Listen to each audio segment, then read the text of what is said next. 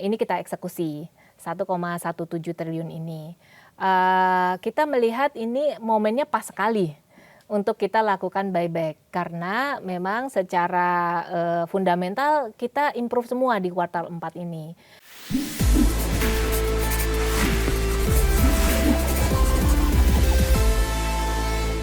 Bu, kalau kita lihat ya, kemarin juga banyak pertanyaan juga nih soal Bank Mandiri terkait dengan buyback gitu. Wah, ini kita ngobrolin saham-saham Big Bang nih. Lain-lainnya udah naik kenceng, Big Bang-nya belum naik-naik nih Bu. Nah, kalau menurut Ibu gimana nih Bu rencana buyback dan mungkin nanti prospek saham BMRI ke depan?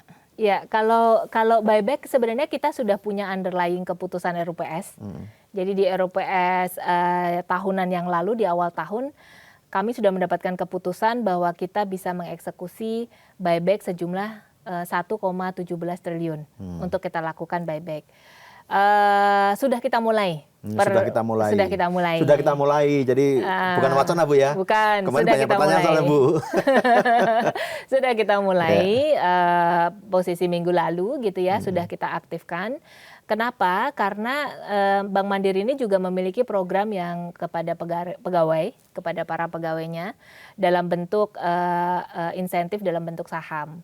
Dan ya. Nah, ini yang kita aktifkan. Jadi memang kami ada kebutuhan dan ini kita eksekusi 1,17 triliun ini. Kita melihat ini momennya pas sekali untuk kita lakukan buyback karena memang secara fundamental kita improve semua di kuartal 4 ini. Dan kita outlook-nya ke depan kita confidence gitu ya, manajemen Bank Mandiri ini confident untuk performance yang positif ke depan karena kita lihat likuiditas membaik, kemudian pertumbuhan ekonomi juga baik, on track, kita melihat demand juga ada. Jadi dan kemampuan Bank Mandiri itu sendiri untuk mendapatkan profit dari source of revenue yang lain tuh cukup tinggi. Sehingga kami melihat ke depan pasti secara fundamental kinerja dari Bank Mandiri ini outlook-nya positif. Jadi harga sekarang ini termasuk murah.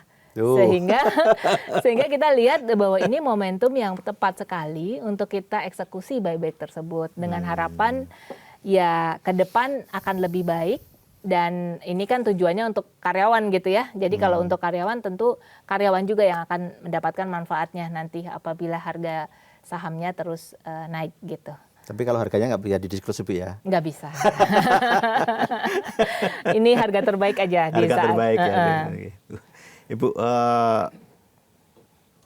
kalau kita bicara outlook tadi Ibu menyampaikan ya, kira-kira kalau sampai akhir tahun seperti apa Bu? Iya, kalau akhir tahun kita lihat line by line. Dari pertumbuhan kredit kita Bank Mandiri ini memiliki guidance kita akan tumbuh di 8 sampai 10%. Oh, berarti sekarang udah di atas guidance sekarang dong? Sampai dengan 11, September, kan? Ya year on year-nya 11. Jadi sudah within the range 8 sampai 10, sedikit di atas range. Kita harapkan ini momentumnya terus dapat terjaga. Nah, terus dari sisi NIM gitu ya, dari sisi NIM kita juga sampai dengan September ini 4,8. Kalau kita lihat secara konsensus 4,8 sampai 5%. Itu juga sudah ada dalam range gitu ya. Range-nya di 4,8 ya kalau kita lihat project akhir tahun ini rasanya semua bisa dieksekusi dengan baik. Jadi kita jaga flat di 4,8 itu bagus. Kemudian guidance berikutnya adalah terkait dengan asset quality. Asset quality juga Bank Mandiri bisa menjaga sampai September itu dengan NPL 1,03, coverage yang 271%. Rasanya sampai dengan akhir tahun kita tidak akan membentuk biaya CKPN yang cukup tinggi. Jadi itu juga sesuai guidance-nya. Guidance kita itu hanya di 0,8 sampai 1%. Nah, jadi kita melihat tentunya optimisme kuartal 4 lebih baik dibandingkan dengan kuartal sebelumnya. Oh ya Bu. 2026? Nah 2026 sebenarnya trennya kurang lebih sama dengan kuartal 4. Kita melihat akan ada positive impact dari likuiditas yang membaik. walaupun kita tetap harus hati-hati ya dengan likuiditas ini. Tapi rasanya trennya kuartal 4 yang positif ini bisa kebawa sampai tahun depan. Sehingga kami melihat bahwa Bank Mandiri masih bisa tumbuh sesuai dengan pertumbuhan industri. Kalau Bank Indonesia itu menetapkan target pertumbuhan kan di 9 sampai 11%. Ya, Bank Mandiri bisa catch up dengan range tersebut untuk pertumbuhan. Kemudian NIM memang tren suku bunga sedikit turun. Jadi ada sedikit penurunan di yield of loan, tapi kami harapkan cost of fund-nya membaik. Jadi net-net square. Ya. Ya. Nah, sebenarnya yang paling menjanjikan adalah pendapatan atau revenue di luar net interest margin. Di luar ya, ini kita bicara fee base. Kalau kita bicara fee base, pertumbuhan yang dari fee base yang berasal dari digital saja, kita mencatatkan pertumbuhan yang cukup tinggi ya. Jadi di situ tuh pertumbuhan bisa sampai 12%. Dan tren ini tentunya kita akan terus bawa 12-13%, dan tentunya ke depan karena Bank Mandiri ini memiliki strategi untuk akuisisi nasabah-nasabah baru juga kenceng. Jadi di situ kita expect tetap dijaga double digit tahun depan. Jadi peluang besarnya ada di fee base. Karena kami melihat bahwa dari sisi margin bisa dikatakan flat, tapi kalau dari fee kita potensinya besar sekali, bahkan sampai ke double digit.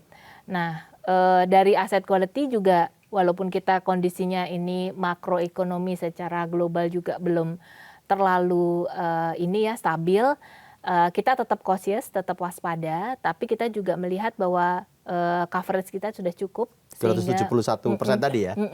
Sehingga kita overall rasanya tahun depan outlook-nya jauh lebih positif dibandingkan tahun ini. Dibanding 2025? Yes. Oh iya. Bu, tadi ngomong-ngomong soal fee base ya, kan kita tahu kuat sekali juga di apps-nya gitu, Bank Mandiri gitu. Yeah. Ke depan ada rencana improvement apa Bu untuk memperkuat fee base tadi? Iya, kalau kita lihat fitur yang ada di aplikasi kita, jadi Livin itu untuk menggarap nasabah retail, Kopra untuk menggarap nasabah wholesale. Yeah. Dua-duanya secara pertumbuhan user aktif itu sangat tinggi. Masih tumbuh Bu ya? Masih tumbuh. Meskipun bank-bank lain juga agresif loh Bu? Iya, walaupun bank lain ini masih juga memiliki kapabilitas yang sama, karena sekarang mobile banking itu menjadi semacam hygiene factor gitu ya. Nah, tapi dengan customer base yang dimiliki oleh Bank Mandiri saat ini, kita melihat bahwa sampai dengan September ini pertumbuhan user aktifnya itu bisa sampai 27%. Jadi ini pertumbuhan yang Livin atau Kopra? Livin. Naik 27%.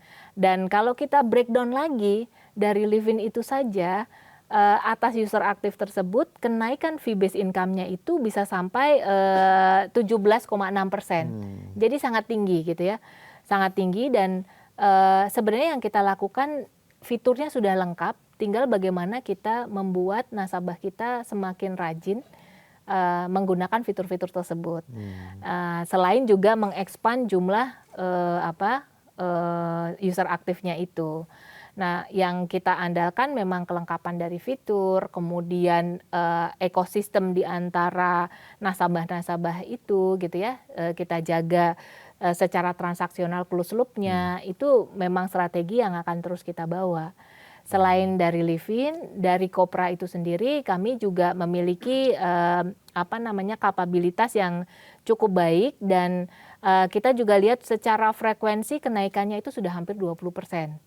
Kopra. Jadi jumlah nasabah yang bertransaksi frekuensinya sudah 18%.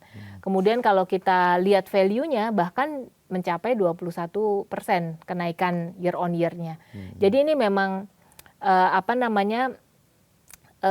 kita lihat kapabilitas ini kalau kita garap dengan optimal dengan customer base yang dimiliki oleh Bank Mandiri saat ini akan mendatangkan revenue yang lebih baik lagi. Nah, selain itu kami juga melakukan selain kapabilitas di digital ini ya, baik itu Livin ataupun Kopra, kami juga sedang fokus lebih dalam lagi fee yang terkait dengan recurring fee yang lain. Jadi misalnya kita memiliki treasury yang cukup kuat yang bisa menawarkan fasilitas-fasilitas transaksi falas gitu ya. Ini kami lihat potensinya juga masih sangat tinggi gitu ya untuk kita kejar dari sisi revenue-nya.